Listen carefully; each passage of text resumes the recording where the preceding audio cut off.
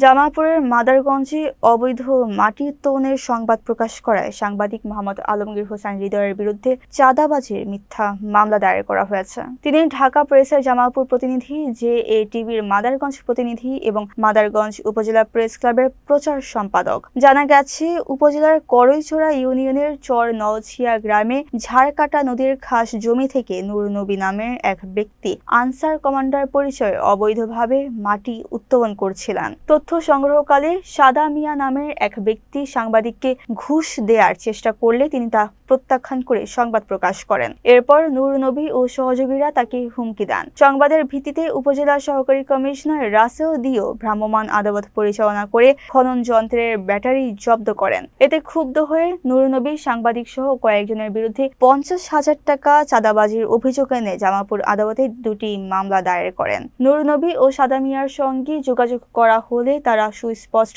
জবাব দিতে পারেননি।